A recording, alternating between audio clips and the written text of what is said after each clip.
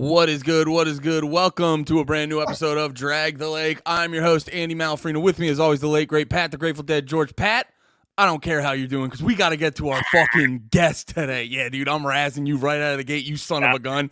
You got me. Today on the podcast, we have a very, very, very, very special guest. We got Tyler, guitarist of Capra. Tyler, how the hell are you doing, bro? Hi, I'm good. I got a lot going on, but I'm doing okay. Let's go, dude. Let's fucking. It's cool to be here on the actual show now because I watch it a lot, and then I want to chime in, I want to say something, but I can't layer my comments. I'm like, okay, at this timestamp, I want to say this. Yeah. I can just discuss it. This is a portion of the show where we watch all those past episodes, and now you get to comment on live. Don't worry, guys. All right, hit play. Go ahead, Andy. Dude, it is worlds collide because it's like where it's like, oh, we talk to the band, and now the band's like, well, actually, I got something to say to you, Bucko. Yeah. Yeah. This is a great opportunity. So obviously, Tyler, you got a lot going on right now. I believe. I don't know how much you want to talk about that, but we don't even have to worry about that. What was your biggest, like, I guess your biggest takeaway from this most recent leg of the tour and releasing the album recently? Well, this last tour was really cool. We got to play with Zayo, which has been one of my favorite bands for I don't know, 85 years or so. Since I could start listening to music, they were one of the founders of what made me a hardcore fanatic, Yeah. And then with just the last album, we've sat on it for a long time. We finished it up in January. We finished recording it, so I've been working and writing those songs for 2 years. And then just to put it out was such a good. It's always a relief. It's kind of like when I get an album out and it's released, I'm like, okay, I'm good now. If I die or something, that's permanent. There's no oh, this album can't make it now. Yeah. So I think that's a fear with musicians and artists where it's I'm working on this. I really love it. I want to share it with everybody. But what if something happened and then it's just gone? It doesn't get out there, Yeah. I think about that a lot of times with my thoughts on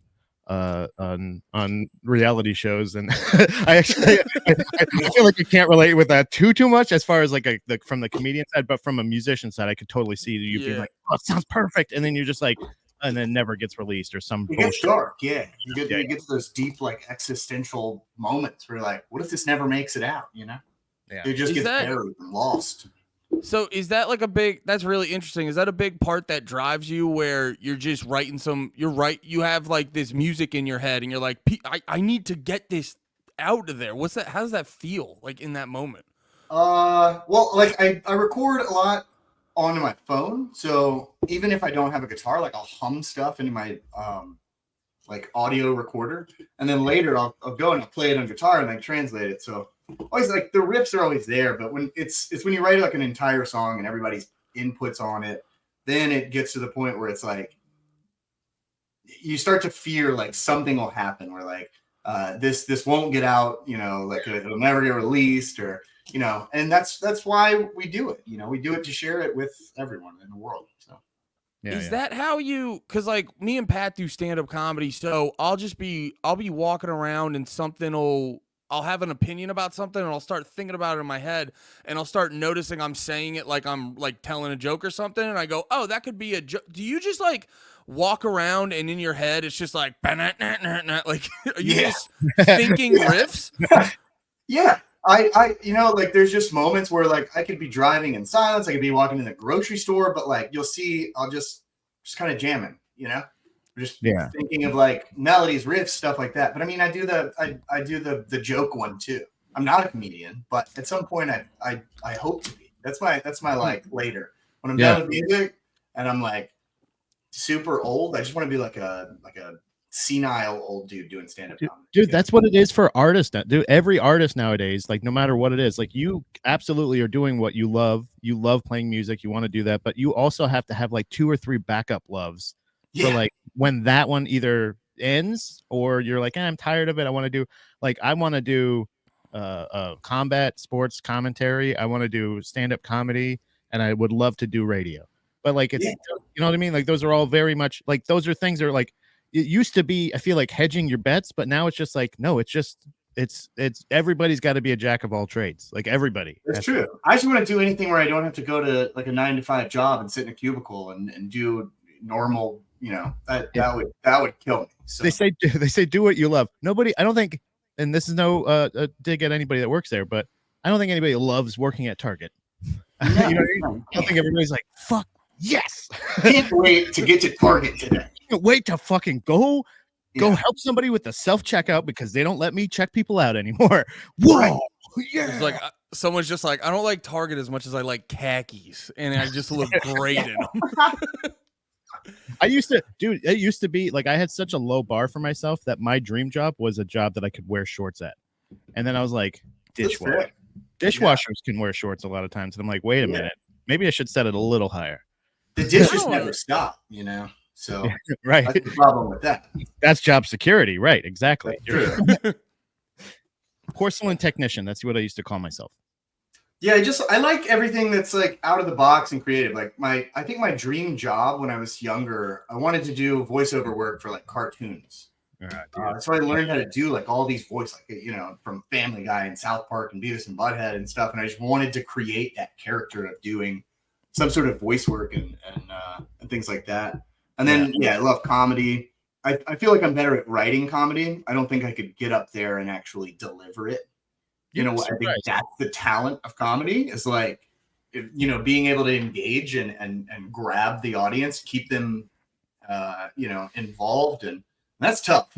Me, they don't even give me a microphone in the band. I just play guitar. I was just going to ask that. Who handles the banter in the band? Like who gets like the interaction with the crowd? That's a good question because banter's important. Like when I went to go see Defeater recently, one of the opening bands, they just kind of stared. They were a shoegaze band, but they literally just stared at their shoes the whole time. That was too boring. But I've heard when you go see Blink-182, they'll play like a 3-minute song and then talk about farts for about 7 minutes. And a lot of people are like, that's too much. Yeah, we need It is too much. We don't typically we don't talk much. Like, but aside from that, like Crow, she obviously has the microphone, and then our bass player Trevor does backup vocals. So sometimes he'll talk and like he'll engage with the crowd and everything. For me, I just don't want to do it. So I don't even have a mic. I just want to play guitar, focus on that. Do you ever throw Crow some lines every once in a while? You're like, hey, yes, and she gets so mad at me, dude. Oh, really? What? She gets so mad. Yeah, I'm like, hey, maybe tonight, like since we're wherever, I'm like, say something like this. She's like, I got it. Oh. She'll be like, all right, yeah. And I'm like, all right, yeah, you got it. Yeah, you're right. The one that she did take was, I think, when we played in Lancaster, Pennsylvania. I had to tell her it's not Lancaster. Good note. People around here get weird about that. I don't know. I would have advised you to lean into it. I hate people who do that shit. Yeah. I hate it. I learned that last year going up to Pennsylvania, and I said Lancaster, and I got corrected, and I was like, it's not. No way. It's not Lancaster. Yeah, it's not. It's not Lancaster. It's Lancaster.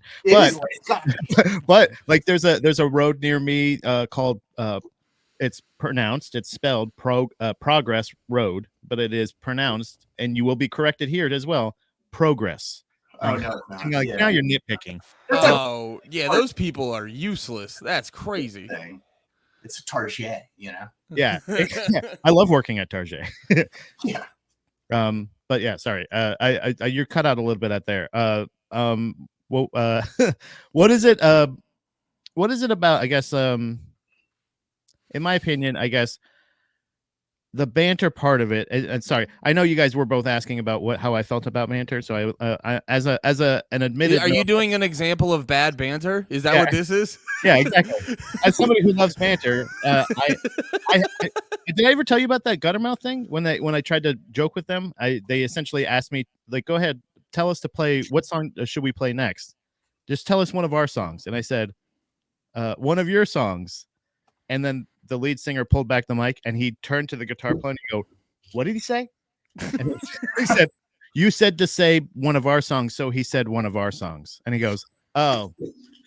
And then he just went. So yeah. And that was the night Guttermouth broke up. It was crazy.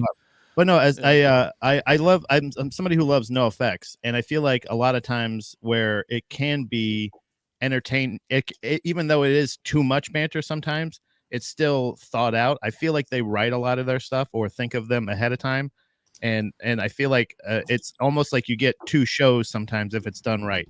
I feel like that's one of the bands that does do it a little bit right, but they're also a lot more silly of subject matter and stuff. You guys are a hardcore band. It's probably not so fit a lot of times in the crowd. Yeah, we don't typically do too much of that. Yeah. I think if anything, like that hardcore bands too, it's one of those like big motivational speeches, but we don't even do that. Yeah. We're just out there to play. Like you came to see the music, and the more we talk, the more we got to cut out from the set. So we just try not to do that. What is your mindset before you go on stage? Because it is always funny. Like we're talking to you, you're pretty upbeat and you seem like a pretty positive guy, but then you listen to the music and it's very intense. Do you have to like remind yourself, you're like, wait, let's get mad and grumpy or some shit? Do you have to kind of like get into a zone, or is it just like the music fucking hits and let's go? Before we go on stage, we typically listen to Set It Off by Little Boosie. Let's go. We play that, we dance a little bit, we go on stage and we do it. The music is definitely like angry, it's aggressive, it's loud, it's fast, but that's kind of we all hit those dark times and depressing moments, and like that's my release. That's how I get it out. Yeah. So yeah, that's if I didn't have that, then I probably wouldn't have done this podcast, be mopey, sad, and like I don't want to do it, So. That's me most of the time. That's interesting too, because I've wondered that a lot with people who are in hardcore bands writing hardcore music. Is this like an expression of like, because like I said, you don't seem like a guy who's walking around just fucking with the rain cloud over you. But is this is this like when you write this music? Is this your like, oh, this is where I'm gonna like go to this place and kind of like experience this for a little bit to bring this emotion out? I've definitely done that. Yeah. I've definitely sought out, just misery so that I could feel some sort of motivation or like have some sort of idea of where it was, but I don't recommend doing that. Typically most of the songs I write is like, it's just where I'm at, where I'm feeling, but most of it, I think it just stems from like, oh, that's a cool riff, that's a fun riff. Like, let's play off that. And then it's just heavy. Is it a thing where like when you come up with a cool riff like that, are you just like, hey, check this out? Or do you have something in mind? Like a lot of times, like when I was in a band, like any band or anything like that, it would be like, I would just kind of be like, hey, check this out. And we would just kind of jam like for a while, and like everybody would come up with their own parts. Do you have something in mind for other people, or do you just kind of let them come up with their own thing? So we did that a lot at the beginning, where it was like I would take just a few riffs and bring it to practice, and like we would jam on it and stuff. And then for the last album, like we were all just so busy, we didn't get together too much, other than to like when we were touring so much. So when we did practice, it was usually the set that we had to play. So we didn't get like much time to write together. So I kind of just like, I would just put everything together and just without drums, without bass, and just structure the songs in a certain way, and then bring that, then we had a whole thing to jam on, and we could tweak it just a little bit instead of like taking one riff and seeing where it goes. It was already kind of just all there. Yeah, I guess that's really interesting. It always really interests me how different bands have different writing processes and recording process in general, and I guess being separate. So do you guys, is that just because you guys are you guys living in different states currently? I know that no, we all live right now in South Louisiana. We're all pretty close to each other, so it's just a thing. So was that like a not a pandemic thing, it was just a timing thing? Everybody else had a bunch of other shit going on, and I mean, yeah, like everybody's got their jobs when they're home, but like when we were writing the new album, all during 2022, we were just touring. Oh, okay. So when we'd get home, it would be like, okay, do some work. And then when we would get together to practice, it's like, okay, we have to practice this set that we're going to do for this tour. then there was just no time to really like work it out. Do you guys ever throw any covers in your sets or anything like that? Do you like to do covers We've live? never done it. Really? We've never done it, and that's just because we can never agree on what song to cover. That was always it. So is it a different pace? Is it the genre love in the band is a little bit separate, or is it just you can't decide on the right like Descendant song? Yeah, I think it's got to be the right cover. So we always talk about it. We have probably a whole book of ideas on which ones to cover, but like first we don't want to do a song that has been covered a bunch of times, and then it's got to be the right cover that it resonates with the audience and they know it and they know that it's a cover rather than it's just our song. Like you can say it's a cover, but they're like, oh, cool, I've never heard it, so who cares? That's a really good point, because if you do like an obscure cover that means a lot to you, but it's one other dude in the audience is gonna know, people are gonna be like, oh, that was a good Capra song. Yeah, exactly. And then if you on the opposite end, where it's like if you do one that's like really important to other people, then you have to be on stage and listen to them cheer even louder than they cheer for your own songs. And that just kind of sucks, Dude, I could totally see that. Yeah, that's so funny. Like I've watched a few bands around here locally that do that. They'll incorporate a few covers in, and like they'll play 3 songs, and like the crowd's like, cool. And then they'll play like Weezer, and the crowd goes off. And I'm like, well, that sucks, Yeah. That's not you. Go off to like, you'll never be Weezer. No, that's a great point, because I've seen that. Actually, you see that around this time a lot with comedy. A lot of at least local comedians or open micers and stuff like that will put on shows or showcases where they dress up as famous comedians and then they do their material, and it's like, oh yeah, well, it's weird. Why would you do that? Why would you do that? That's so weird. Wait, that happens? Yeah, I don't know if that's just locally, and maybe it's just in Lancaster, but it could also be in Lancaster. Dude, I know we're interviewing Tyler, but you just reminded me of something. Dude, that reminds me of the craziest shit I ever saw. This guy, I was watching him. I was featuring for him, and he was headlining. And in the middle of his set, he just goes, "Man, I grew up. I was a big Bernie Mac fan." He's like, "I think if Bernie Mac was still alive, this is some shit he might do." And then he just did Bernie Mac impression for 20 minutes. He just shoehorned it right in. Yeah, dude, it was fucking nuts. No, just like in the middle. That's interesting, because I never knew like comedians would do a cover. Like we're not supposed to. Thought about like how that would be. Most people don't. Yeah. Most comics would never do that ever. It was fucking crazy. It's supposed to be very personal, like literally all the feelings that you're talking about, like you feel, and then you work them out through music. We just say those feelings, and then we go like, "Isn't that funny though?" You could do a Dane Cook cover set of Louis C.K. Do Louis C.K. doing a Louis C.K. set, but you're doing that. Didn't he steal a bunch of Louis C.K. jokes? I think so. Yeah, he did that. Well, he stole from allegedly. Well, what am I saying? He had the one. It was contested. They did the episode on it. Remember, Louis had the episode. That's what I faintly remember. Yeah. Dane Cook had the best line in that episode. He's just like, "You think you're the only one with an itchy ass, Louis? You think the only one with an itchy asshole?" Pretty true. Yeah, and it's what you're like, fair point. Which is funny because that show, this is how meta that whole conversation, that whole situation is. The show, Louis, is written by Louis C.K., so he wrote those words for Dane Cook to say to him. Yeah, wow. I never even thought about that. It's layered, brother. But but yeah, we're all banter. That's essentially what I'm saying. Is the comedians are just the banter. We'll fill in for anything. So if you got any banter ideas, send them our way. We could always. Yeah, you got it. Yeah. All the scrapped banter, I'll just send your one. Scrapped banter. Also, if that's a band we happen to start, I'm not against it. Scrapped banter. I put Sean Lancaster. I call bass. I'm curious about. I'm gonna ask you a super cliched question, but it's only because I'm very curious of it. We were having when we were listening to the album on the YouTube channel recently. We were kind of going back and forth with like the influences we could hear. So like in your guitar playing, I'm gonna ask you the standard question, like who are your influences? Well, who did you say?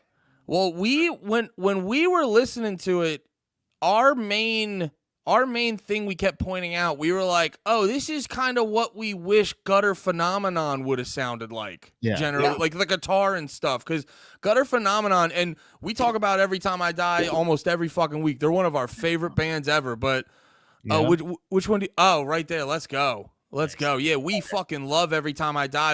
And I love Gutter Phenomenon. But that one was clearly them being like, do you want to try to be mainstream for one album? So it kind of like lacks in comparison to the other ones. Yeah.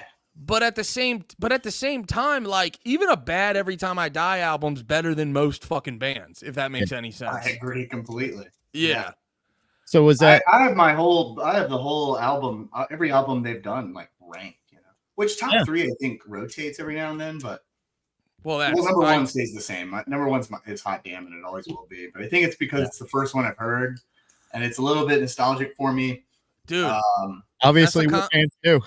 That's the conflict I always have, because I think Radical. Well, I'm in a mix right now where it's like part of me wants to say Radical, but then I go, it's too new. You're just like you're still giddy about it, and then the other, it's fucking good. Yeah. But then Hot Damn's like the first heavy album I really ever heard, so it's got a super special place in my heart. So I'm mixed between the two right now.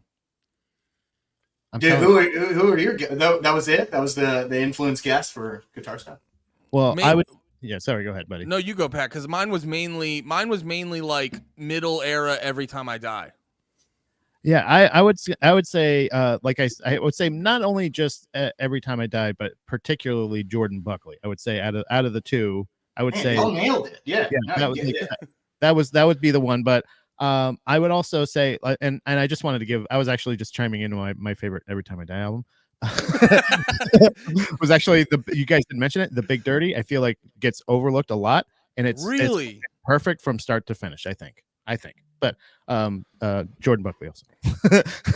Yes. Yeah. For any sort of like tone or like I've been calling him my sensei since I started playing guitar. It's the way that he writes. It's the way that like I took a lot of influence from Jordan just watching Every Time I Die shows. I've seen him I think 14 times. And it's like his stage energy was another huge part of like what I wanted to bring to the band.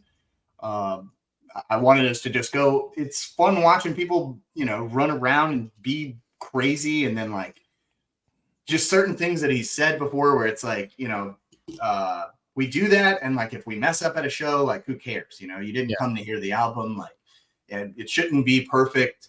So yeah, he's definitely like up there influence wise. And then that's a good reference for where I wanted to take this when I take Errors, like the new album, was not necessarily in more mainstream, but I did want to open it up to more people. So instead of writing that like front to back chaos where it's like, it's almost like technical hardcore, there's no really repeating parts. There's a verse and then like, it's just riff after riff after riff. It never comes back to anything to like hook people in. I wanted to do that differently on this album. So I did structure it in more of a way that's like welcoming to people that aren't necessarily into like, they don't know what's going on. Like we'll play a show and people will just stare at us. Like, yeah. And it's good. Like they like us, but they're just trying to like take in like what's happening. And I want more like jamming parts, Yeah, I feel like it's more like the way, and this is the way I kind of felt like it's more than just a comparison in guitar style, tone. It's like, and I'm not saying that you're like the Sensei thing, I think is a great representation because it's like you took what you learned from what he did and then you added to it. You added your own flair to it. And essentially, but the comparison with Gutter Phenomenon in particular, you guys use words like mainstream, and I feel like that's a good word, but I feel like the better word is just like the sweet spot where it's like marketable hardcore. It's this kind of thing of like, it doesn't sound like you're trying to be marketable. It just is like that. It's that perfect spot where it's like, God damn, this is like catchy. The structure of the album itself, like built perfectly, like it's like what you did. It's essentially what you did was you took that era of hardcore and took a definitive album of that era and you you basically reinvented it. You didn't do a cover, you didn't do a copy. You essentially just kind of did an improvement of it. Is essentially what it is. And like the structure of it builds so well that like it almost like the even like again, you don't want to hear the album, but I'll tell you what, in 20 years when you guys are doing the 20-year anniversary of this album, front to back, you do one of those things. Those are we've been really Andy and I have really been digging those lately. I've been checking out Follow Troy. You know, Follow Troy's coming back and they're doing Manipulator now. They're coming back around and they're going to do that one. I'm like, I'm going to go see it again. I love those. But so sometimes I do, but I love the way that it's like, I feel like you like the structure of it. It's kind of like builds perfectly and it kind of this crescendo at the end. Oh, what do we got? This is Nora. This is my dog, Nora. What's up, Nora? Nora. What kind of dog is that? Named after the band, right? Spelled Nora. Yeah, named after the band. Fuck yeah. Nobody takes pictures. Also, the last song on our new album. Exactly. Yeah. All right, you got to get out of here. Let me put her up real quick. Come on. Sorry, Nora. She knows how to open doors. Wait, did she like jump up and hit the handle? Yeah. That's so fucking funny. That's why animals are the best because they're like, bro, I'll learn human skills to hang out with you. She's like, I'm getting in there. I didn't know if you meant like physical doors or if like she knows how to open doors in the business. Like she knows how. She's very persuasive. Yeah, no, she's good at what she does. Hell yeah, Tyler's manager. What were you saying? Like, no, I was just definitely not mainstream, but like no. I did want to. I feel like the first album, like I've said before, like I never thought anybody would hear it. It was kind of just like one of those things where it's like I've played in so many bands before this band, and so it was like, oh, let me write an album that I like, and we're gonna record it. Nobody's gonna buy it. We'll play some local shows to 12 people, and it'll be fun. Mm-hmm. And then like that album did really well, and then after that, it was like, okay, we've got this like niche crowd of people that really like nostalgic hardcore mixed with like a modern type of feel, so it seemed like we were just like honed in on like a certain crowd of people that like music, and it's like, how can we take that and bring in people that have never really listened to this? Like, how do you get the people that are listening to like I don't know, Spirit Box or somebody or somebody like that to get into this? And it's like you got to make it more. I guess it's like a little bit catchier, like there's parts where it's like you hear that part, the chorus or the bridge into it, and it's like, oh, that's sweet, and then it comes back again in the song. So now you got something to wait for and expect, and it makes the crowd interaction a little bit better. Does stuff like that kind of put more pressure on you when you're writing? Because I got to imagine on the first album, you like you just said, oh, I just hope someone hears it. Like you weren't really thinking about fans or anything. Now you guys like definitely have fans and stuff. You kind of hashed out a sound. Does the pressure ramp up on the second album and stuff? Yeah. Nobody wants to write especially if you have an album that people really like. Nobody wants to put out a second album that's terrible. Yeah. Or worse than the first one. You got to outdo yourself. But then at the same time, if you're trying to do something like that, where you're trying to evolve the sound and change it up a little bit, then there's like the risk that all your fans that like the first one won't like it, even though you develop like some sort of new fan base. It's like, and it is what it is, but it's definitely a pressure. You kind of fear like, oh, people aren't going to like it. And I'm definitely one of those people where it's like, I just don't know. We'll see.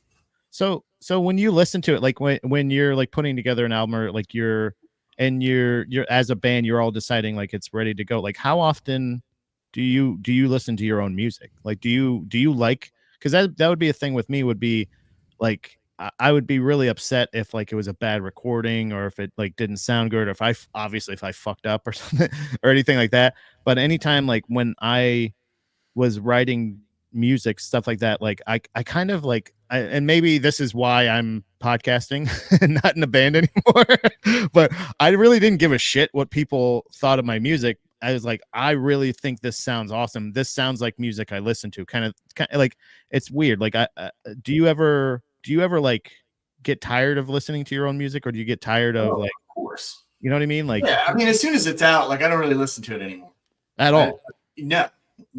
So you It's can even go back to appreciate like your hard work. Like, oh, look maybe at that. like later down the line, I'll do it again, just like on the album. But at the same time, like when I'm writing it, like I'm hearing it, and then I'm recording it, so I'm listening back to it, like just recording it on my phone, listening back to it in see if the structure is okay. So like I'm hearing it, then I'm changing stuff, I'm playing it more, and then we're practicing it, then we're recording it.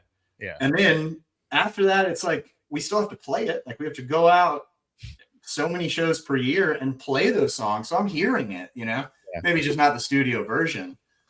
You ever put out like a record? You're like, any requests out there? And somebody says a song, and you're like, all right. Fucking hate that one. Well, yeah. Yeah. There's certain songs we definitely just don't play anymore. And it's not that we don't like them. It's just we typically either get like a 30-minute set or a 45-minute set if we're headlining. So we got to fit in the ones that we want to play. It's like, and there's certain ones that we keep based off of like Spotify numbers or the ones that we know people are like gonna go crazy for. Like we keep those in, and then we just switch it up. But like, there's certain songs we kind of have retired. Do you have any guitar riffs that you like wrote in the studio, and then when you get live, you're like, "Fuck, why did I write that?" Because it's just a little too complicated. Every time, yeah. There's actually on Trauma Bond, there's a guitar part in that one where I think it's like it's right when she's doing the chant parts in Trauma Bond, and there's this guitar riff where every single time I'm like, yeah. And I think it's even worse for Trevor because like he's playing. There's a part in Tied Up that's like it's a stretch to play, and he's doing that on bass too. And so I'm always watching him because like it sucks to do. It sucks to do on guitar, and he's like stretching from like 5 to 2, but there's like all these like inner.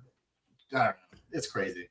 It's gotta be a little bit. It's like it's kind of like exposing too. Like you're the one guitar player in the band. There's a bass player, guitar player. Yeah. You know what I mean? Like, so if you like, you're right. Like if you mess up a part, you're like, I'm the only one playing guitar here. We don't have fucking tracks back here. Yeah. And I do all the time. It's okay. Yeah. Hey, hey, you're only human, right? Right. I always mess up my tracks. It's never too bad. And typically, like what I've learned just playing music my entire life is like when you do mess up, unless it's like catastrophic and you are like telling the crowd like I messed up, nobody really knows. Like nobody ever. Oh God, no. I'm usually we always joke, I'm usually in there a few beers deep fucking crowd killing. Like I don't like that was why I was so happy what you said earlier is because like I don't care if the band is playing 100%. I want to see I've heard the songs. I want to see a show, get it close enough and just look like you're having a fun fucking time. Right. It's just it's about like hardcore and punk and like even metal. It's just always been about that feeling. So you go there to be around people that want to share that experience with you, and you go crazy in the crowd. And like if somebody misses a note, you're not gonna be like, ugh. That's What's your favorite place to watch a band? Like when you go to shows, or if you're at a show and like you're playing with the band like Zayo that you really idolized growing up, and you want to and like. How many times did you catch their set, or like in that case, like where would you like to be? Do you prefer like hanging out backstage? Because I feel like anytime I see video from back there, it's really hard to hear the whole mix, but it's still cool to see that perspective. Yeah, I'm definitely I have mosh retired. I'm not in there anymore. I do like being side stage, arms crossed. I feel like I've earned that. Badge, very. You can see the badge bringing down right now. I feel like I've graduated to be there. So I don't know. I love seeing people go off and get crazy. It's just not for me anymore. Like but like I'll either be in the crowd or side stage or wherever. With Zayo, I mean, I watched every one of their sets. Yeah, even when we got added to Furnace Fest. We're gonna just go to Furnace Fest because we love that festival. and watch Zayo and some of the other bands, but we got asked to play, so we played. Zayo came and watched our set, and then we did the same. We went and watched their set that day as well, and it was it was cool. How is Furnace Fest, just generally speaking? It seems like new Warped Tour. It's the best festival there is, honestly. It's like you can go to any other fest and like it feels like a fest. It's cool. You're walking around, you're seeing cool bands, but like Furnace Fest is like homey fest. You walk like 5-10 feet and you're like, oh, I know that person. Like it's just friends everywhere bonding over like hardcore and punk and stuff. It's great. I just remember, I can imagine. I remember seeing the lineups every year and just being like, how is this Andy Fest? Because it's like it's all bands I used to listen to, and it's all bands I listen to now. It's whoever's booking Furnace Fest is on fucking point. Yeah, it's like 4 of them. So it's Chad, Ryan, Johnny, and Mike Zemer, and they all do it. They all put it on every year. Next year's the last year they're doing it. Really? I went in 2021. And then we played the end of 2022. Then we went earlier this year, we played the Benefit Bash during the summer. And then we played again back in September. So we've gotten to do it 3 times. Next year, we're not doing it. Like we just want to go. Yeah. For the last year and just kind of like hang out with people and be there and enjoy the experience because it's phenomenal. Is that your favorite perk that you've gotten so far? From, I mean, obviously getting paid to play music live obviously is a great perk, but like since you're the success of the band and you guys are putting out even better and better albums, great reception to the latest album also is it that you get to watch you get to go to those shows for free? Because I feel like I have a very low bar. I'm a guy who I likes a freebie. You know what I'm saying?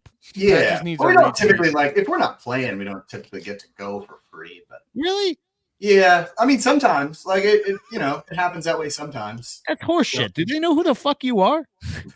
Pat's gonna write a fucking letter. Jesus, they're great, and they've definitely hooked us up a lot. So, dude, you should not. If you played 3 Furnace Fest, you should not have to pay for the 4th. I think you should have a punch card where you get that one for free. Well, I'll get in. That's for sure. That's what I like to hear, Tai.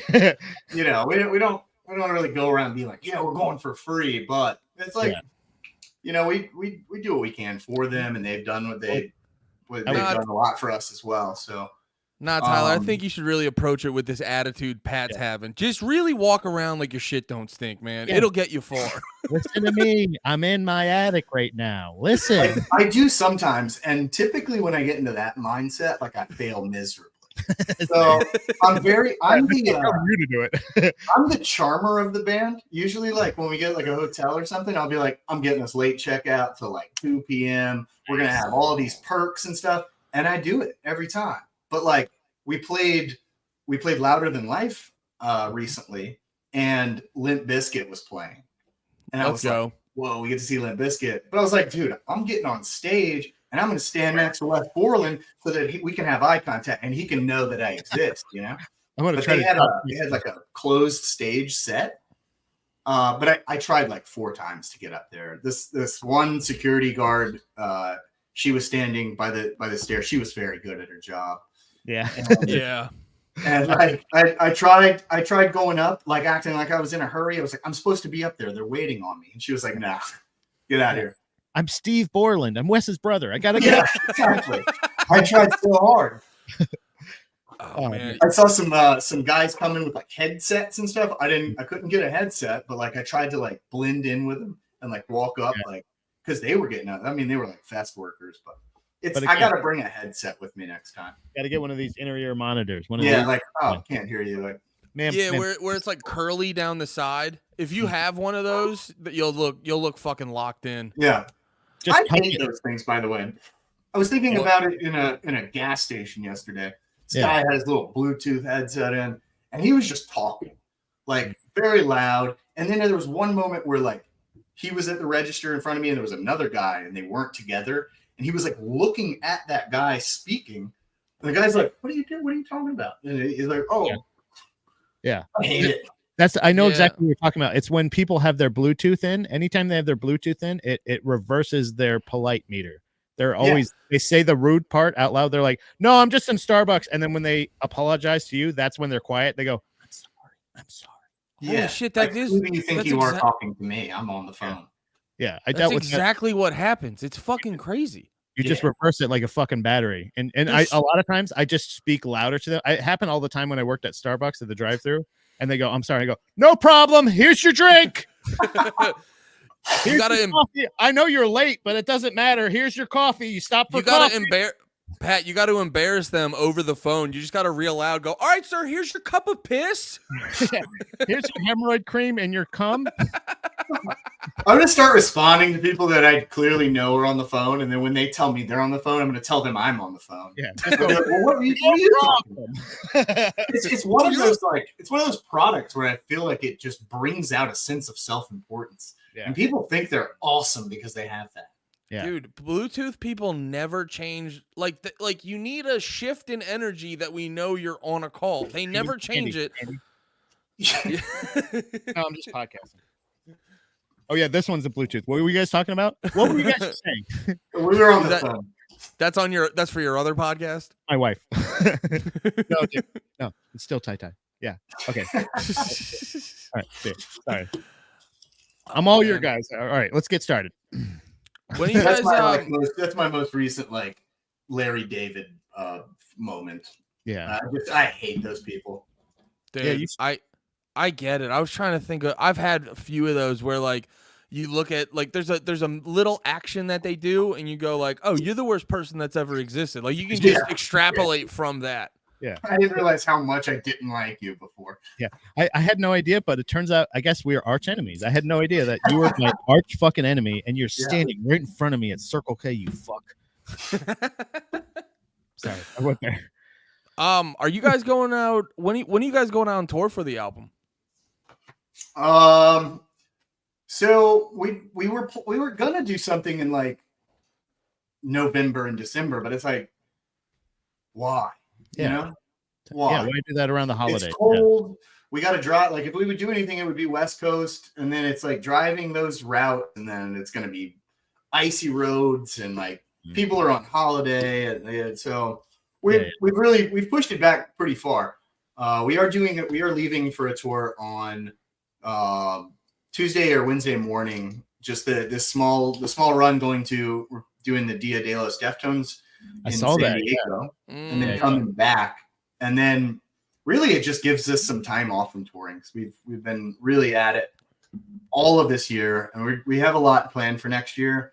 So in this little window of time, I'm going to be moving up to Pennsylvania, taking pretty much December, January, February off, and then kicking off another tour, which will be like an East Coast tour in March. Nice. Yeah, I wasn't sure if you were saying that or not, but you're sharing some stuff online that you were selling a bunch of your earthly possessions to move. Yeah, all of them. Yeah, it's just everything that you basically that whatever's not nailed down. The dog also? Are you selling the dog? Yeah, he's coming. Okay. Hey, that's all right. I'm basically keeping, like I'm bringing my TVs, I'm bringing my computer, my dog. Stuff I'll need for like either work or the things I like to do when I'm at home and chill.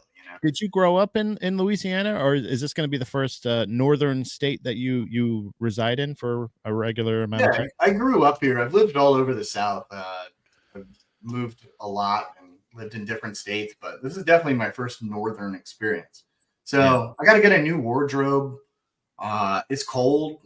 My skin is frat. It doesn't accept the cold. Yeah, I was a Florida boy that moved up to Pennsylvania about 8 or 9 years ago, and it's the first 2 years are crazy, and then like after that, you pretty much you acclimate pretty well. That's actually I was talking about that too the other day with my girlfriend. It's like most people from like that Pennsylvania, New York area, they love Florida, so they moved to Florida. But you did the opposite. You moved. You said, I got to get away from you. I'm going to go up there. Yeah, I feel like I don't know. Your reasoning is obviously love. Mine was a hatred for, family, hot weather. The norm. Well, But for Florida, that makes sense. Yeah. yeah, it's just there was no real in this like again like you grew up in the South. It's one of those things that it's like it's cool and everything, but it doesn't change. I don't know about Louisiana or anything like that, and you guys probably you're not anywhere near like any of that Mardi Gras shit or anything, right? Oh yeah, it's all over the state, but it's It's not as everywhere. crazy as it is in New Orleans. That's Okay. for sure. Yeah, like it's just one of those things that like there's just like it's just a weird, it's just slower. It's like and then also I feel like Florida especially, I don't know again if it's all the South or not, but I feel like they got their worst the worst of the worst tourists from every other state. Yeah. Like you Yeah. said, We everybody do else it all moves the time. from Pennsylvania or New York or something like that to Yeah. Florida. Yeah. And it was Yeah, just Florida has the same thing as like California, where it's a lot of people that aren't born there. yeah, Right. it's just like it's there's no real native people. And then the people that were like born and raised in Florida were proud of it. And I'm like, why? It sucks. It doesn't look like what anybody else shows you in any of the commercials or anything. It just was weird and hot and gross. It was more like it- North Carolina. Is it like is it a defensive love? Because Yeah. Florida is the butt of a lot of jokes, and I can see a lot of people getting defensive, and they're like, "Fuck you, I love it here." Well, it's the South in general. It's like this weird thing of like I don't identify with that energy of that like the fucking South is the fucking best. I'm like, no, it's hot. There's a lot of weird bugs. There's Yeah. alligators and shit. Like it's just True. like it's You gross. can't do fucking pizza right ever. They can't fucking dude. I will. It's crazy. It's nuts. It's you nailed it. It tastes like dishwater. It's crazy. I Yeah, know it's no, really dishwater. there's something about it. Like that's now I will say like cheesesteaks in general in Jersey are good, but you constantly see signs for Philly cheesesteak, and then they'll throw you something on a hoagie roll with mozzarella, and you're like, this is fine, but it's not what you said it was gonna Right. be. False advertising. But yeah, I it's interesting. So you're uprooting your life. You're moving to Pennsylvania. Yeah. And you're gonna go there. And is it a thing where are you excited for the cold weather and all that stuff, or are you just more of Yeah. like you're doing this like you would prefer to be in the South or maybe somewhere closer to the Well, it doesn't. I mean, I'm going from one extreme to the other, so I Yeah. don't prefer either or. At first, it's just going to be. It's like it could be a certain temperature and it could be cold, but for me, it's going to be colder. Yeah, It's going to feel colder. Yeah, it's not gonna be bad though. You'll be fine. You're gonna love it. Yeah. I Like I think said, I'm going to buy a new wardrobe. I've got nothing but shorts and cut. Yeah. Are you getting a house or an apartment? Well, my girlfriend lives up there. She's got a house, so we'll be staying there. Well, then, because I was gonna say though, like you get used to the cold, but like what I never got used to, and I've lived in the Northeast for my whole life, you never get used to shoveling snow. It always sucks ass. So if you can get a snow blower or something, that makes a horrible experience turn into a real fun experience. Or just I've have never your- shoveled snow in my life, so I probably have to do it the old school way first, just to get a grasp of what you're talking about. just get a bunch of Never done that. gasoline and a match. Get some lighter fluid and Yeah, like burn a it down. torch. Yeah, dude. Fuck it, dude. Hot. Get a flamethrower. Exactly.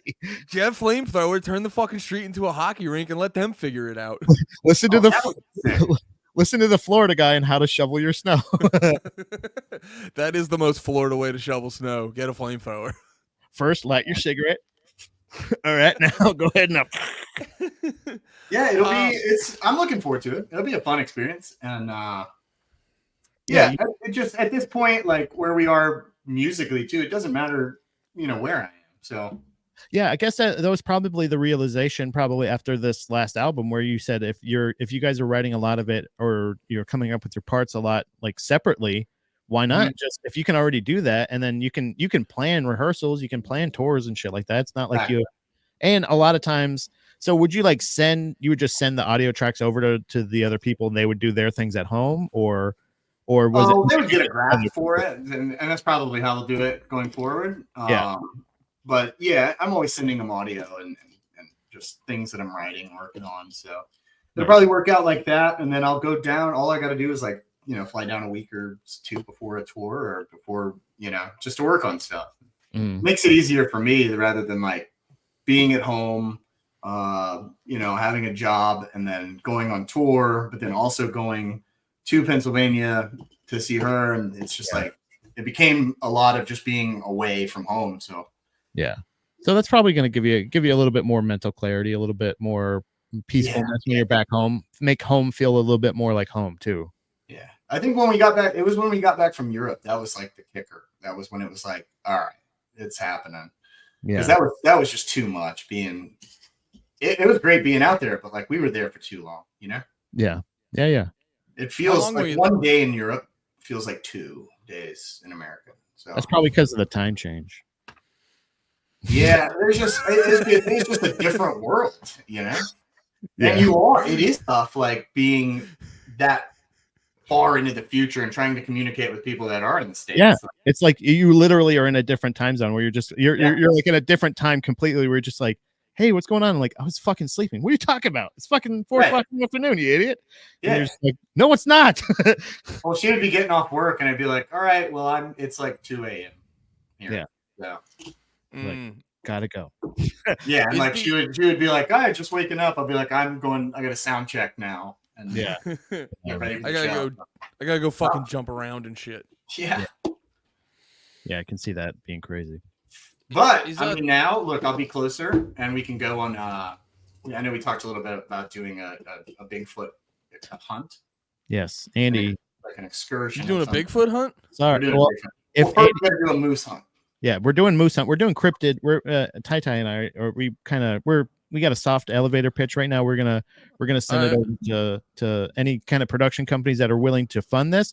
But we do want to start a cryptid hunting show, and okay. We're gonna capture a moose because neither one of us have seen a moose, and we're both pretty much convinced that it is a cryptid because it does not exist. Can I say this? Go ahead. Can I give you one suggestion on the moose? Yeah, what up? Don't do that. They're they're fucking huge. Andy. Come on, Andy. They are. Bigfoot's okay. The moose, don't mess with the moose, dude. Bro, Bigfoot's just an Italian guy. Did you ever see the footage? Did you ever see the footage stabilize? Dude, it's just a dude cruising. Like when it's stable. Yeah, if you actually slow it down, you see him do this. Yeah, he's like, hey, I'm a fucking on vacation. I'm looking at the leaves change colors. Don't fucking bother me. I watched this great No, dude, it's if you separated his chest hair, you could see a bunch of gold chains. Lure him out with just pasta and pizza. Yeah, that's dude. What they were doing in Jersey, yeah.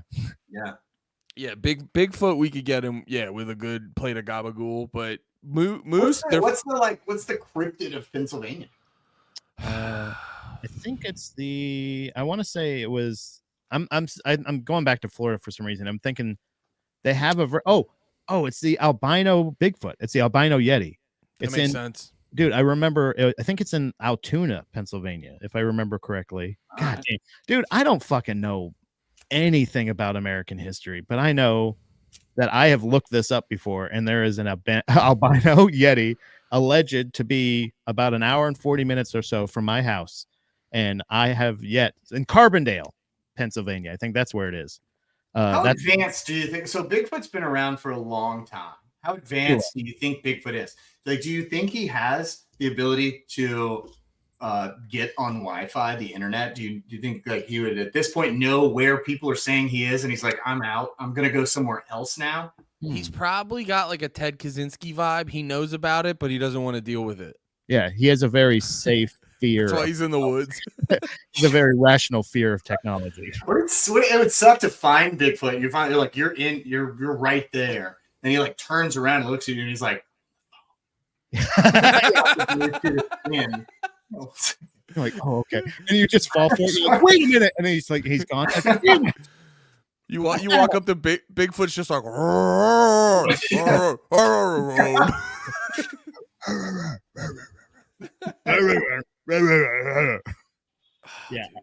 I think it would be even more frustrating if you caught Bigfoot or you found Bigfoot and then he just like spoke English and you're just like, it should be very underwhelming. Like, yeah, I've been moving all around. You got me. Anyway, the weather. Yeah, I think we Tai and I are gonna be having our cryptid show. Andy, you're welcome to join in, but I just want to let you know, I did offer Andy a ghost hunting spot on a show that I was thinking about doing, and he immediately turned it down. So I don't know if he's Oh, gonna. I'm aggressively anti ghost hunting. Any of that stuff. I don't do haunted Did houses. you have like do you have an experience? Yeah, and it's Or do you it's not want the experience? Yeah, what is it? no. What are you When scared of?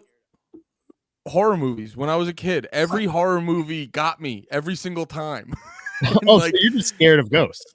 I think, yeah. I Wow. don't know. I'm I just really didn't think it was gonna go that way. I thought it was No, gonna be you're skeptic. No. It's not like it's not specifically like I'm scared of ghosts. I'm just scared of horror movie scenarios. So like I'm not gonna go to a haunted house. I'm not gonna because like when I was younger, I remember like The Grudge got me. This one's more embarrassing because it's such a bad movie, but Signs fucked me up when I was a little kid. The alien ones do get me sometimes. Signs was a good movie until the last part of it. Like that was a good movie until the end. It was a great movie until it was very suspenseful. It was pretty compelling, and they had the weird fingers. I feel like you should face the fear though. It don't Yeah, sound like you're scared to be scared Right. of a situation that you don't know if it'll happen or not. Here's the thing though, is we can very easily go through all of life and not be in a haunted house. So True. I'm just gonna I grew up in a haunted house. Really? And then now we like every time we just went to my girlfriend and I just went to Gettysburg. That's right. We stayed in like the most haunted spot. Like we typically seek those sort of places out. Yeah. To get the experience. Now, if Gettysburg would have the most ghosts, right? Yeah. Like I would guess. per square mile, yeah, for sure. Yeah. Now, What were is you gonna that say, Pat? I was gonna ask Tyler, is that because you're not a pussy like Andy, or is it because like Yeah, is it because you're a man and not a scared child like me? Tyler, please answer. are you scared of the widow movies on TV and stuff like that? The movie? I mean, you can definitely like be frightening for sure, but like I kind of want that. Like I seek Right. that out only because I'm sort of used to it. I think I as a person am haunted. Okay. Like I said, I grew up like in a haunted house. It was the guy that lived there before my family lived there died in the room I grew up in, and then the house was just on an Indian burial ground. So things got weird when I was a kid. I think I became almost jaded to it. Yeah, I think America's. I remember being terrified as a kid. Yeah. Is there like a weird like is there now you're in Louisiana? There's plenty of voodoo. Is there could be maybe there is not only just an Indian burial ground, but maybe like just overall voodoo black magic. Maybe you're cursed. Is there a doll of you somewhere? Do you know what I'm saying? Like there's more weird. Like I feel like most places in the South generally have those superstitions of like evil spirits or just regular religion or anything like that. But then you go to like New Orleans and it's like amped up where they're like, also our religion is fucking voodoo ghost, bitch. Like we're gonna you know what I'm saying? Like it's magic and it's religion. So like they like really that's like the epicenter, I feel like, of all spiritual and there's definitely something in Louisiana. Like, you know, you feel it. You feel like some sort of energy in certain places. For New Orleans, there are a lot of like creepy spots, definitely haunted places. But if you do those kind of like ghost tours or anything like that, like they're just kind of milking it, you know? Yeah. Oh yeah. It's like, it's the touristy it's like if there has been one reported case of something falling off a table without somebody pushing it, they're like, this is the real shit. Right. Did you take the one haunted tour in Gettysburg where they have they allegedly have the original door where they amputated like over 100 fucking limbs on it or something like that? It's like a door on this like building somewhere in Gettysburg. It's like, yeah, this is a door that in the time it's been repainted apparently since then. But there's a door where they used to lay these fucking dickhead soldiers down and put their, you know, give them some whiskey and a belt to bite on, and they just chop their fucking limbs off on this door and they go next and like whip them off and pile the limbs up next to the house. It's crazy. Oh, and wait. Did you see that one? We did like the orphanage thing. Okay. We went to like where the kids stayed, and then like they were tortured in the basement and stuff like that. And then like we came out, but he did the guide on this one did mention something. What's that? Penn State, right? Isn't that where is? Am I thinking of the same place? Sorry, that was all right, wait, that was a that was a bad joke. I didn't get it. It was like Joe Paterno. You know how he diddled all those kids at the. Oh God, yeah. No, this was It got worse. Ghosts. You made it worse, dude. They did mention something like when we went outside. I don't know if it was. I didn't hear anything about a door, but like they said that they had cut off the limbs and then buried them in the ground, and it was right next to like this restaurant that apparently like people hear weird things or whatever. We really didn't experience or see anything crazy while we were there. It's always when you let your guard down, I feel like. Yeah, well, I set up like I had a GoPro and stuff, and I set it up like in our hotel room when we were gone and everything. And there was really nothing. There was a few like noises, but nothing that couldn't be explained. Oh, so you want it. You want the ghost to fucking hang out. Yeah, that's wild. Yeah. He likes being haunted. Dude, I feel like something just like latched on to me when I was younger because I thought it was like an item that I had. Like I have this crazy painting from New Orleans, like I think he did it before Katrina, but it's super creepy.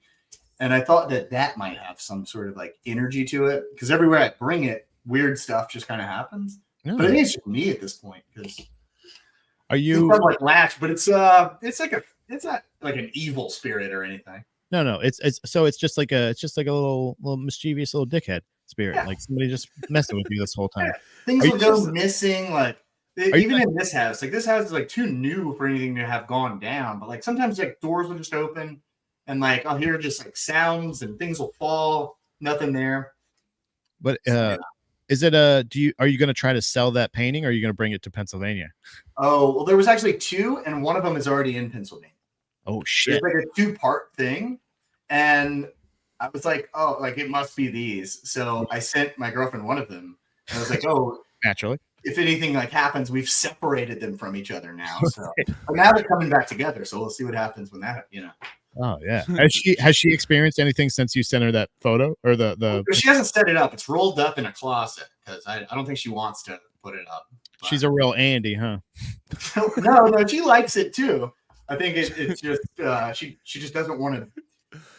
She's like lure it in, Yeah, it happens, but she doesn't want to invite it. Right. Okay. Right. Yeah, I got you. She's like, Tyler, so I noticed the closet I put the picture in. It opened up the gates of hell. Is that what's it like on your end? A lot of blood dripping under the door. Is that normal for the painting? Did you put blood in the painting?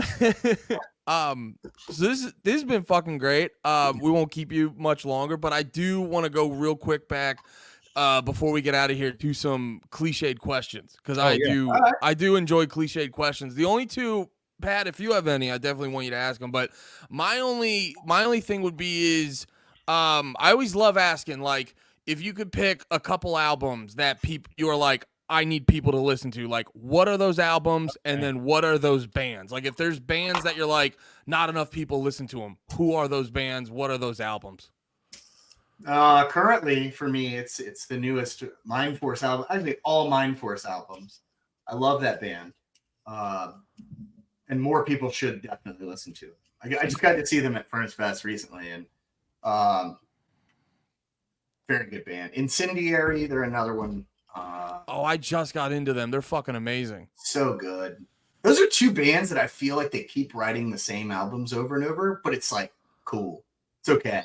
Yeah. No, we talk about that all the time. Like we always joke, Bad Religion. They've written 6 songs over and over again their whole career, but they're fucking amazing. So who gives a shit? Yeah, exactly. It's everyone is like, okay, this sounds like the last one, but a little bit different, and I'm into it. Yeah.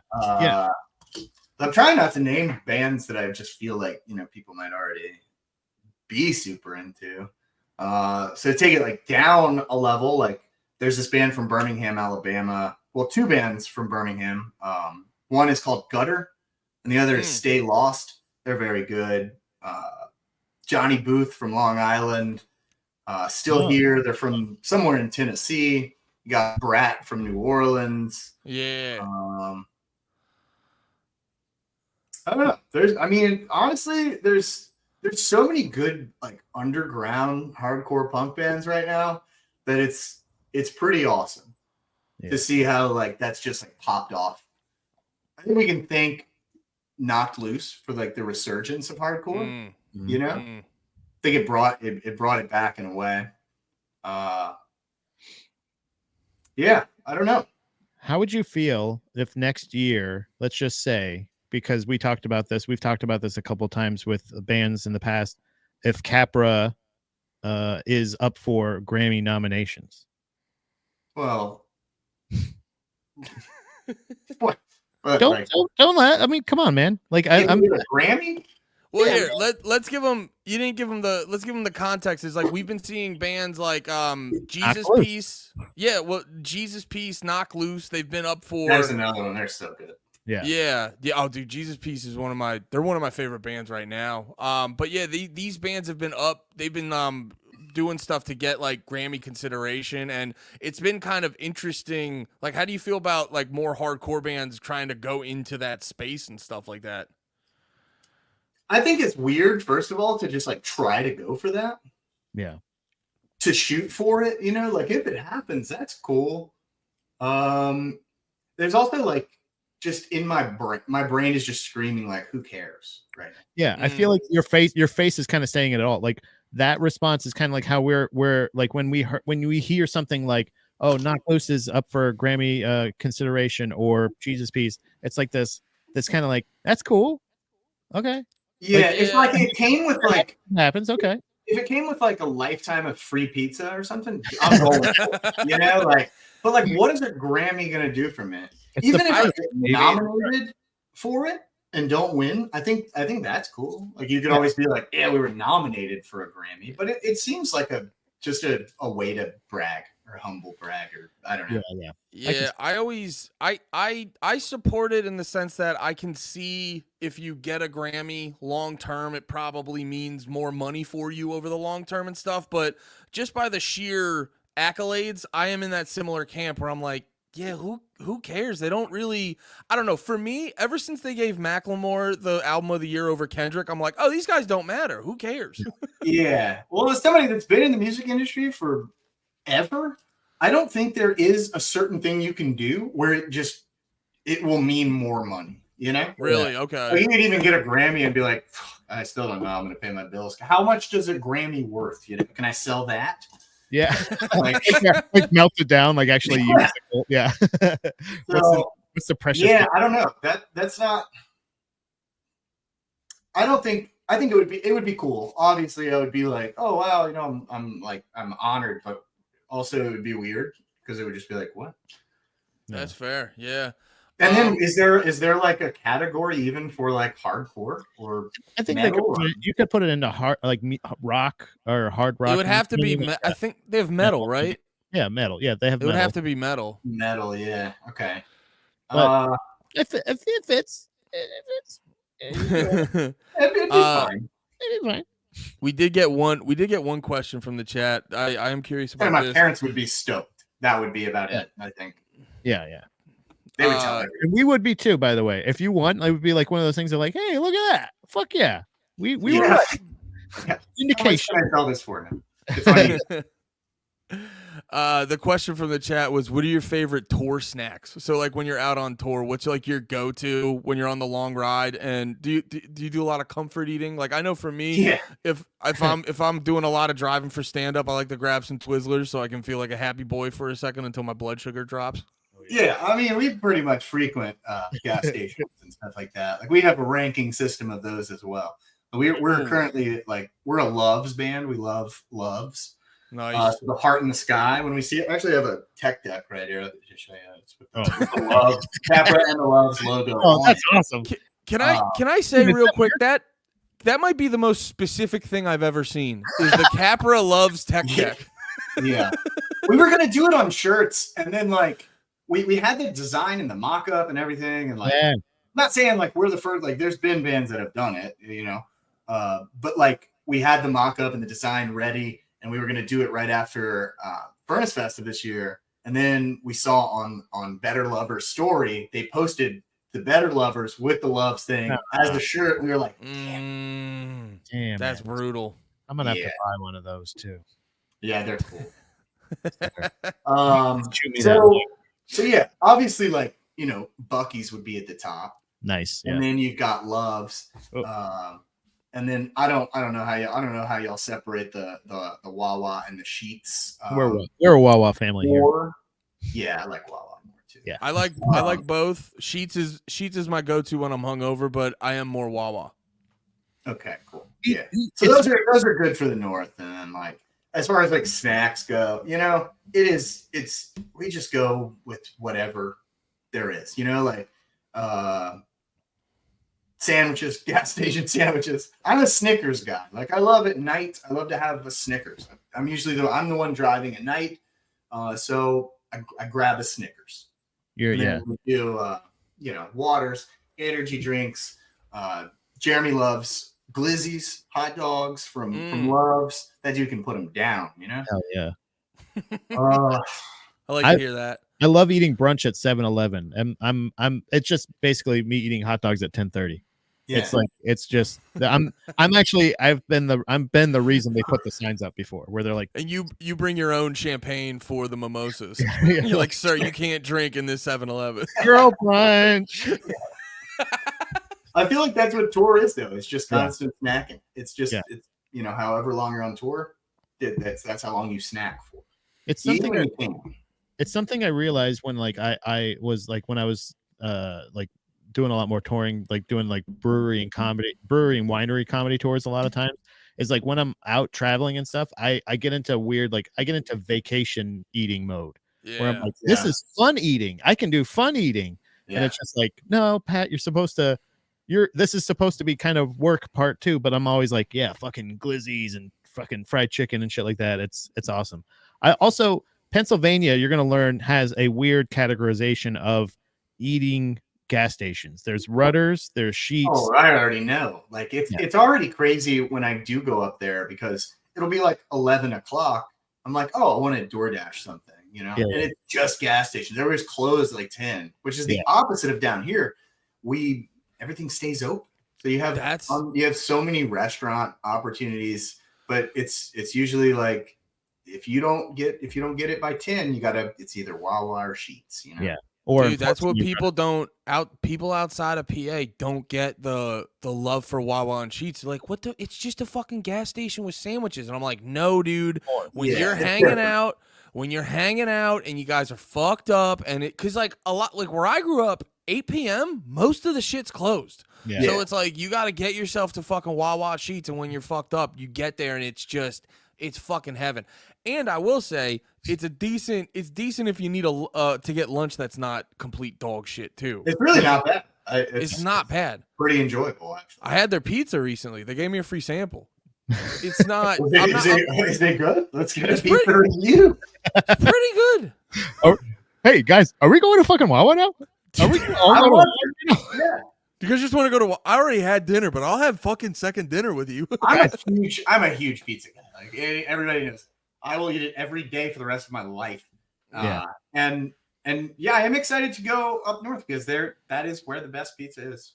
You're in luck. Yeah, you're going to be in good pizza country for sure. I've noticed it's always outside of the places it says it is, which brought me to that whole realization of like saying where Bigfoot is, but he's really kind of just like on the outskirts, Because I think the best pizza I've ever had is in Connecticut, not New York. It is. No, it is. Frank Pepe's. Yeah. That's where. No, literally, I was watching a fucking documentary about that. Like when people were, yes, dude, I watched right fat guys right outside. Like even over here, where everybody goes to New Orleans because that's the touristy spot, but Lafayette is 2 hours west of New Orleans, and like Lafayette's just got better food. Yeah, got better Southern like Cajun cuisine than in New Orleans. You have the top fancy restaurants, so if you want to spend a fortune, sure, it's probably better. But yeah, and Connecticut style pizza is so delicious, and it's like diabolical because it's like a Domino's thin crust where you can eat like 2 large pizzas by yourself and be like, wait, what the fuck did I just do?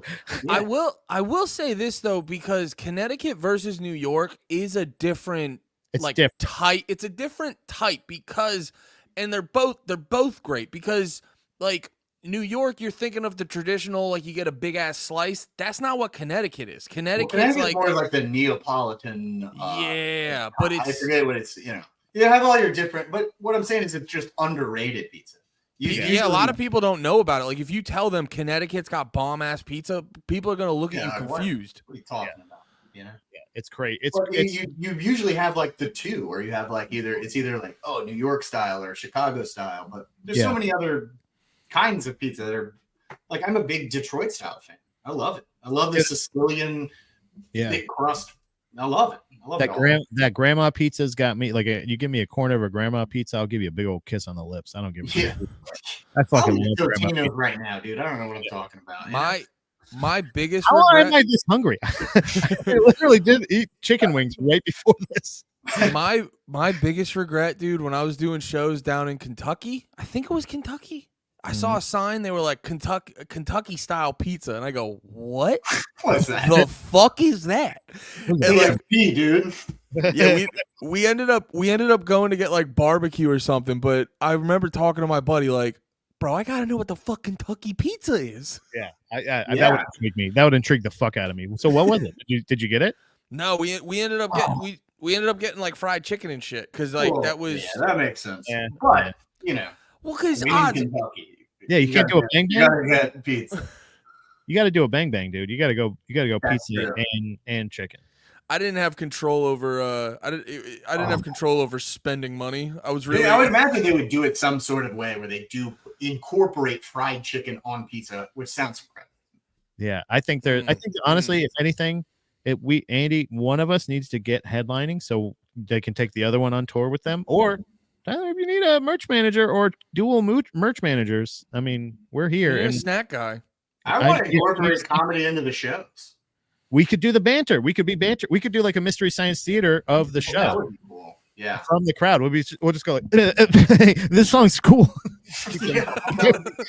Ow, ow, ow.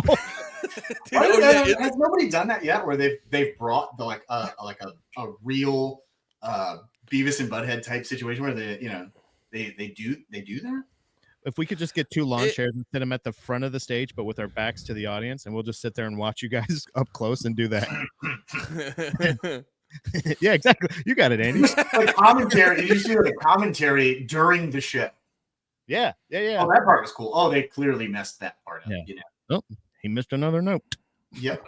We'll just I'll sit directly next. What is the drummer's name again? I'm sorry, I should have checked that. Jeremy. I'll sit right next to Jeremy and just stare at him and just be like, we already have it planned for the next video to put him far away. So. Yes. Oh yeah.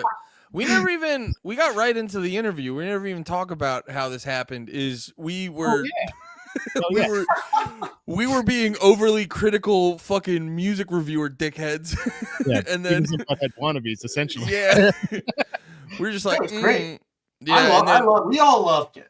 We thought about going the route of like making it into a rivalry, which would have been great also. But like I feel like we need a rival, you know? Yeah. Like a work. Like essentially like we could Andy Kaufman this or something like we essentially we could still turn this out somewhere where we could still feud with the drummer essentially with Jeremy. Yeah. It really helped me get over my fear of bands getting mad at me, because I was like, oh, I'll get critical of a band, and then you guys commented, you're like, we're best friends now, and I was like, is this what happens every time? I'm just gonna be so I'm gonna be meaner now. You should. I will. I loved it. Because like honestly, with that video, like everything you were saying, we were cracking up because we thought the same thing. Yeah. We were like, we don't like this. It was that was a weird one, you know, for us to do. But y'all nailed it in the like review where it was like, yeah, we didn't have any money. Yeah. So we had to do it. We had to do this. We're trying to do it as cheap as possible. We did the same thing with the next video where it was like, we got our friends to do it. Mm-hmm. That was more of like an idea we had, but yeah, that one was that was the one that was like it kind of Human Commodity, right? Yeah, with Human Commodity. We did that where it was almost like that 70s show, but that's actually at our practice space. Like, do it. Yeah. But my favorite part from like a technical standpoint is I forget if we posted a review or not, but because when you had Candace do her part, It Yeah. wasn't, because a lot of times when you have the feature and then you show the person singing doing their part, it's very obvious you guys didn't film it together. We Right. didn't realize right away that you guys didn't film it together. Whoever edited it put the filters on perfectly, and it looked like I was like, oh, she was there with them. I remember we shot it at night because it was like less busy. That's the only place around here where like bands can go and practice. Like if you're grandfathered in, they're not allowing like new bands to do it. But we've been there for so long, and it was like, all right, we know nobody's going to be there right now, so we did it at night. We did it with some lights, and then we had talked to Candace about doing it and filming her part. We forgot to mention, hey, we did it at night. She did it during the daytime somewhere else, and then Jai, who does our videos and edit it, he put on like, we were like, just put on a night filter, you know? And he's like, oh, I'll see what I can do. And he's really good at what he does. So yeah, he blended it. And yeah, it almost, if anything, maybe it even looked like it looked like the same place, but like at dusk, like maybe she did hers a little bit early. It was so cohesive. But that was the thing was, dude, if I was in a band and I wanted to make a cool looking video, it would have been done. It was essentially, I know we talked about it, Andy. I don't know if we ever did like cut it up or anything like that, but I know we did watch this video. I don't remember if we actually posted it or not. I remember thinking the same idea of like that's exactly how you do a video, and whether you have money or not, you don't have to. Like it looks like you know what I'm saying? Like it looks like that was a choice. That wasn't like, oh, we have to do it this way. Yeah. But the other one, we had very limited amount of time, so we got somebody to just come out to that show, which was in Lancaster, Pennsylvania. That was part of the show we did with Killswitch Engage, and he set up like 3 cameras. And I guess the footage that came out the best was Jeremy's, so he put a lot of that in. And then we kept going back and forth. We were like, we don't really like this. Yeah. So we decided we wanted to add. And Jeremy's like, hey. We were like, can we add in? Yeah, pretty much. We wanted to add in some like clips from that tour of just like us hanging out, doing stuff. And then we were like, so we sent timestamps and everything. And we had one of our friends' dog. His name's Dobby. We were like, throw him in there too. Yeah, yeah. And when we got that edit back, like Dobby's head came out of our logo and was like spinning around, and it was like, yo, we can't put this out. So we ended up having to take all the footage that the first guy did, send it to Jai, who did the Human Commodity video, and he re-edited it to that. And it was like, all right, well, it's due tomorrow, so we just gotta do this. So you say that's an awesome story, by the way. But you say on time. Is it so this was you had a time limit from like the record label that said like we want a music video, or was this like we typically have like a due date, or it's like, okay, the single's gonna come out, like now we have to like put all the assets together. So it seems like a week before, it's like we need the video to cut it up and like start promoting it somehow. And it was like, well, we're out of time, so this is what it's going to be. And then we saw the first review, and it was like, yeah, this video sucked. We were like, we know. It did not suck. It did, but it by no means did it suck. It was just a lot of Jeremy. That's all. Yeah. That was the only like footage that like kind of worked out. And then they're just going through hell. The first edit was also just like off time. So like we're playing different parts, and it's like, it can't match up. So the only way we could show it to match up was to use the Jeremy footage, which do you still have the dog? Yeah. I want to see that dog. I do want to see the dog part. I'll send you the original cut. It's not. That's awesome, dude. That's so like, we are gonna be roasted horribly. If we would have saw that dog video, we would have been like, "What the fuck is this? This song rules." There's a part where like 2 dog heads come out and they start spinning, and it's like, what is going on here? Dude, you know that you remember the funniest part too? I think I got anxious and felt bad and ended up deleting the video. Yeah. But do you remember we went for like 40 minutes? Yeah. It was a long time. We talked so long about it. And we were just like, that drummer, man. We keep going back to him. Enough already. Jesus. We were dying. We were cracking up.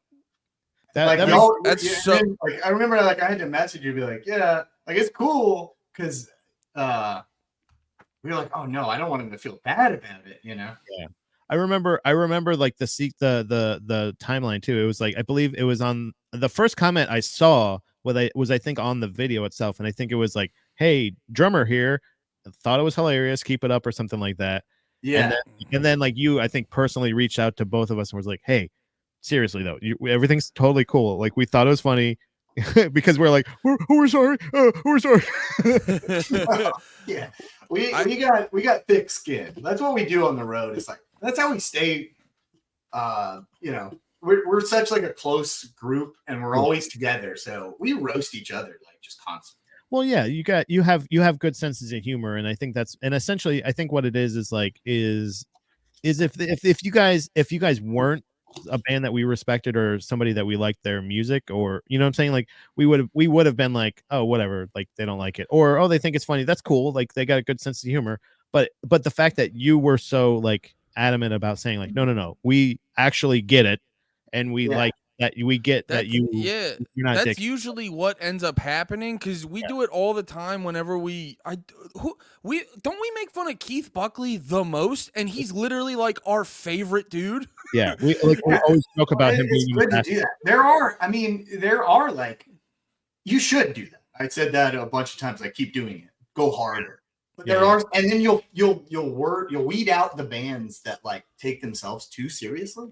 Yeah, Yeah, Well, because yeah. we don't. We take the business seriously and we take our Yeah. music seriously, but like we don't care. You know, it's like we don't think we're in a place where we're not. You know, we're not the biggest band in the world. We're just doing what we can. It's like sometimes it sucks like having to do that because we don't. There's certain things we don't want to do.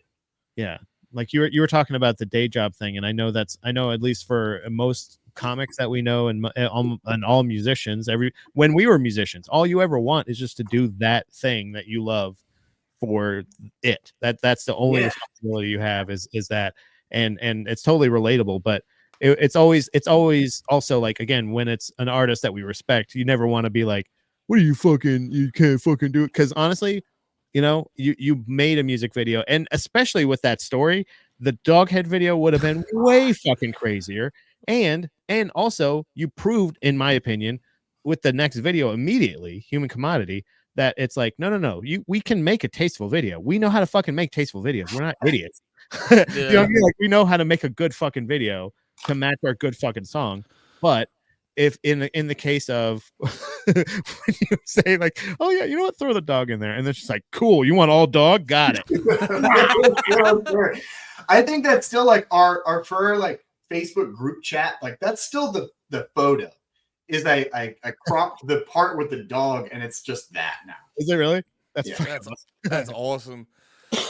Yeah, no, I remember. Yeah, you were saying too, Pat, about like us coming off overly critical or like dickheads. Because I think I remember back then. I've definitely gotten like better about it, but I remember back then, it's always in my head because I wanna make sure we come off as legit as possible because a lot of people in our space, like reviewers and stuff, are dickheads and are overly critical and all. Oh, the drummer's in the chat. oh shit. Can you Drummer see it? here. Drummer here. I can't even see chat. I should have had it open. Oh, can you put it on the screen, 80? Can you do that thing? Are you able Oh to yeah, do he it? said bonjour, Bonjour, sup. sup. And then drummer here, more drum edits coming soon. Yeah, he's got every one of our videos that he's redoing as like a director's cut, like a Jeremy's director's cut. So he's gonna have all edits. It'll be all him. Just him going like, even the parts he's not playing, just like, Yeah, exactly. There'll be drum cams, but it'll still say official music video. he just takes your tracks out too, and it's just percussion. That's all it is. I'll delete it. Oh, dude, that's fucking awesome. Drummer here. Oh man, but yeah, this is. I think that like overall, like it's not only have you also like taught us like because also like the fact that I don't think I really ever gave that too much thought. I know Andy's been doing like music interviews and reviews longer than I have, but the fact that we're able to reach the people that are making the music and making the art, is really important to keep in mind now. And I feel like this has been the best case scenario for this, because I'll tell you what, we piss off fans of bands and groups way more than we you know what I'm saying? Like the fans of Taylor Swift, the fans of fucking Spirit Box, you said Spirit Box fans didn't like us. Like anybody, like where it's just one of the things like where the fan, maybe if Spirit Box watched it, they would go, hey, this is funny, we like you guys. But Probably their fans are letting us know nobody in that group. Well, they're kind of, I mean, everybody you just named almost, they have like a cult following, you know? Yeah. It just gets weird at some point. But what I like about when you guys criticize stuff is that it's correct. Like it's right. I had a guy the other day. I was watching some interview about what were they doing? Oh, they were doing the same thing where they were like doing a critique of our newest video, which was the LCY video for Solana. Yeah. What's his name? We'll fucking get him, Tyler. Just say his fucking name. Yeah. Well, it was just, and it's fine. Like I never get mad at when people don't like it. But it was the reasoning for one of the guys was that right at the beginning he was like, "Oh, that's a Deftones riff," and I was like, "Huh, could it be?" You know. But then later he hummed the Deftones riff that he thought it was, and it was like the My Own Summer one, and it was like, what? That's not even close, though. It's not even close to the same riff. And he said that. He was like, it's good. I just can't get over the fact that it's a copy of that Deftones riff. And I was like, but it's not. It's not even on the same side of the guitar. Dude, I'm so glad you said that, because that's the realization I came to, where I was like, I can't please everyone. I just have to focus on getting my shit on point and not saying stuff like that. It just, dude, that's so funny. But like, you know, I was like, I don't think he's ever heard that Deftones song. Yeah. Because it's not even close. Yeah. That's like the dude you used to do the podcast with. Remember you told me his critique of George Carlin. You're like, he just does slapstick, and you're like, that's not what it is. Yeah. Like that's not. He said he would only do like takes. He would only do faces. All his punchlines were his expressions, and it's like, no, that's not even a little bit. Like that's he made expressions, but he had like very thought out words that he would say in like almost to a fault, like where it would be very little like in the moment, kind of like he wouldn't have anything like that, but it was always really thought out. It wasn't always like that's not that wasn't just George Carlin summed up. Oh, he's all just expressions. Like, no, it's a lot of writing. It's a lot of writing. And like you said, when you're just a tone deaf idiot that's watching a video going like, oh, isn't that Madonna? Like, no, it's not even a similar expression. See, like when we post anything, like the most hate we ever get is on YouTube for some reason. So like YouTube commenters are the worst. Yeah. But for me, like I love a good roast, so I go read the negative ones. I go read the bad ones. Some of them are hilarious, you know, and some of them are just so wrong that I'm like, what is he talking about? Yeah, it's crazy when they're I always kind of joke about, like, we're mentioning it a little bit, like with the people having public conversations on Bluetooth and shit like that, of like having like people making their crazy your problem. And I hate when people get mad at you for them being stupid. It's the same idea. It's the same thing for them going like, the guy doesn't fucking play guitar right. It's like he's in drop E right now. What? No, what are you talking about? That's not even a what? So there was one recently. It was a YouTube comment. It just said "knocked loose with a girl," and I was like, "No, you don't. Have you heard "Knocked Loose"? You don't listen to music. Anything like them, but I'll take it." But thanks for the view. I always just say thanks for watching. Whenever I see those, if I feel compelled, because I also read the comments as well, because we kind of actually try to sift through them and kind of when there is like because we actually really reinforce. A lot of times we get either really positive comments that are helpful and saying like, hey, this music is actually produced by this person and blah blah blah, and like they'll give us insight that shit we didn't know. And then a lot of other times it's just like somebody said something early on, I think when you're posting them on the Panties in the Mouth YouTube page, somebody said something about like, why don't you just do it with an actual gay guy and just get Ian Fidance in there or something like that. Well, that's just like, PITM fans being rascals. Yikes! Yeah. I'm like, also, hey, love the comparison. You think I kind of remind you of that guy? Do I? There's certain times where it'll just say this sucks. Yeah. And then I'll click on it, and they just made that. I'm like, damn, they made a YouTube account just to say this sucks. Damn. And that cracks me up. You know? Yeah, that's pretty cool because again, you the only way this makes it this is art. Anything we do, whether it be comedy or music, is if it elicits a reaction, right? Yeah. And you're getting a reaction. So if my wife used to get mad at when people used to get I didn't like the fact that she brought it up every time, but anytime people would get up and walk out during my sets, and I just go, she's like, this lady got up right after you did that Kennedy joke. And she's like, I'm just like, yeah, I don't know. Some people don't like talking about assassinations. I don't know. It's crazy, but it's still one of those things of like I would always remind her that's art and made it art. It made her get out of the room. So I did my job. I elicited a reaction. Again, Pat's just going around pissing off people in day life, and he's like, wow, I'm an artist. I'm a real I am such a fucking artist. I'm telling you, I go around. There is something great about that. Like when you can literally just make someone angry. They came to your show, so now it is what it is. Hey, there is something I have been there where someone leaves like a super shitty comment, and then you realize they've watched most of the video, and then there is that part of you where you're like, well, at least I wasted your time.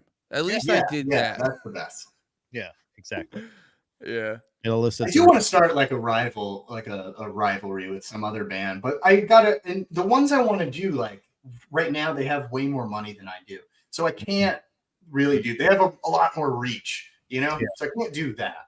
So hypothetically, let's just say hypothetically, what would be a band that you best case scenario, if you could get a band on board to be a rival with Capra, what would you best case scenario go for? Well, it would be a real rivalry, like a real one, like a band I don't really care for. So it'd be like that. Would you want like equal number of members, like 4 members in that band, 4 members in you guys, so you guys can like equal, like match up equally? And like let's say someone had a podcast and wanted to like clip this up for engagement. Like what would the band you said would you be? Wanted to cut a promo hypothetically? If we're just hypothetically, like biggest what's the most egregious thing that would help this podcast out get the most views? I would have to. Then it would start the rivalry. But like I said, I don't have the reach of this person or the money of this person. But I would want to start it with the what is it? Falling from Reverse guy. Okay. He's real good at rivalries. He was going after. What was it? He was going unhinged after that dude from Movements. I think, like just too far. So you want? I'm sure at some point, like I'm sure he'll come for us. But that's kind of just what he does, Okay. Yeah. What do you want to? I can fight for I can actually know how to fight. You want me to fight him? Pat'll be your bodyguard. Be like this is from Tai, bitch. Yeah. And then tell me you're on the phone. Ow. Ow. Stop slapping me. I'm like, this is the best I could do. Hell yeah, dude. Ronnie Radke, Tyler's coming for you. Hell yeah. Yeah. I want to do like a WCW wrestling call out whenever I can. Well, they got to give you a microphone. Okay, I've got the money now. I've got cult following that'll do whatever. This is how. Okay, it's going to take some convincing, but I don't. If Jeremy's still here, shut your ears. I don't need you to be fucking narking me out or anything. You got to get a mic. You get a mic on stage, right? And I'm telling you, it's going to be the last time you have a mic because they're going to take it right back. But you cut the fucking like the biggest show on the tour. You cut the baddest fucking promo. Have it written out if you need to, but like drop curse words if you need. Do anything you can. Because somebody in that crowd's going to film it, dude. And and that's how you naturally get a real life rivalry started with that motherfucker. You're right. You'll never have a mic. They'll never give you a mic again. But hey, can I get a mic this show? Like, no. They'll be like, Dude, that was all the rage back in the day. Like on Warped Tour, fucking No Effects would go out, and every show, fucking Fat Mike would be like, "All right, Under Oath, you guys are fucking pussies. Anyway, this is Linoleum." Yeah, I missed that. yeah, we can do that. We can bring it back, but you have to. It's gonna be like I said. You're gonna have to show them that it has value for the band. They don't trust you yet, but you get that mic out there and you go, all right, brother. I feel like the only one still doing it, or that I've seen, is when we did see Limp Bizkit. Like for 2 or 3 of the songs, Godsmack was playing right after them.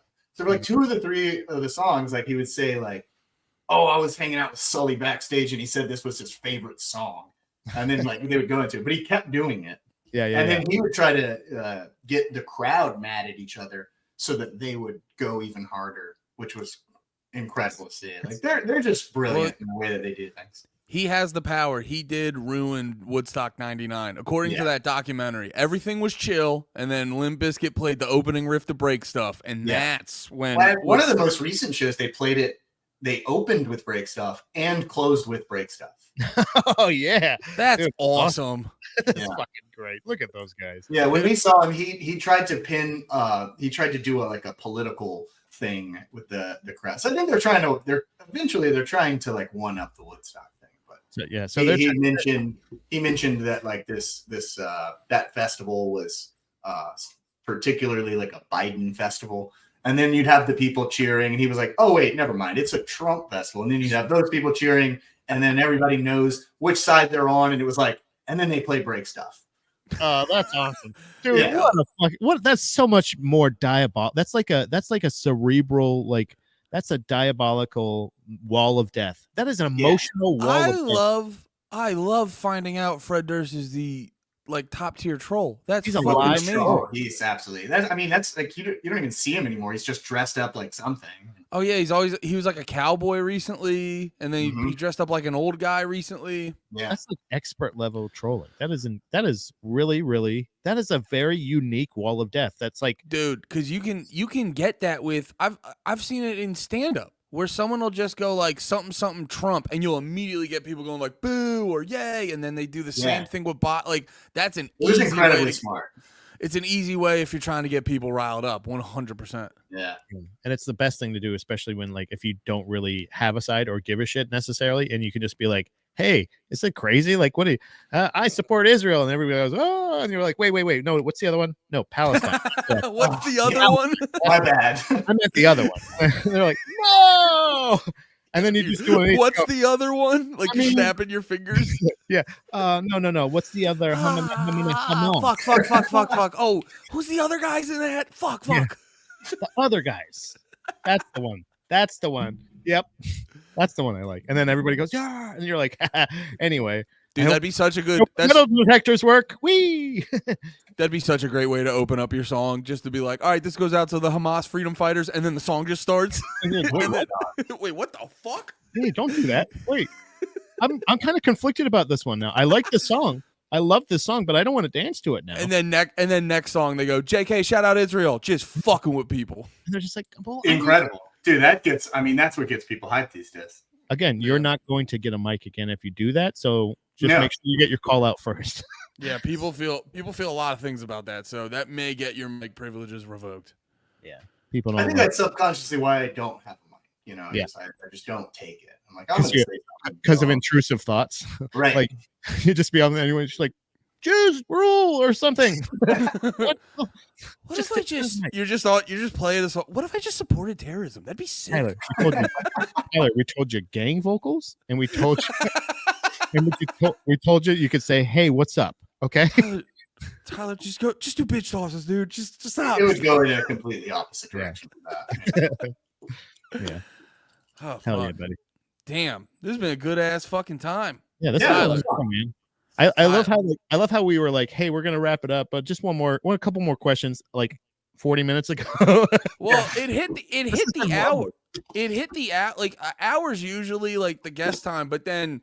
Like I got the vibe. I was like, "Oh, he don't want to leave." I thought I was being courteous, and Tyler's like, "No, dude, we're fucking cooking." It's Sunday night. All I got to do is now find some pizza. Yeah, Let's right. go. Yeah, now you're Yeah. gonna, dude. Is there a Wawa near you? Apparently, they have excellent No. pizza. No, we don't have that. Really? You still Yeah. have Wawas there? No, they only have them in Florida because, like I said, all the Pennsylvania and New York people moved down to Florida. It's like the mafia connected somehow, and they were like, "We got to bring Wawa with us."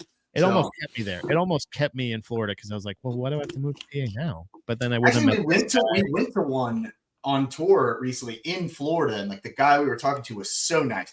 He was like the spokesman of Wawa. He was just the cashier, but like, yeah. you know, I'd asked him something, and he was like about Wawa, you know, and he asked me if I had my rewards card. I was like, no, we don't really have those where we're from. Yeah. You know, and he was like, oh, where are you from? You know, and I was like, we're South Louisiana, and he's like, oh, we'll be there soon.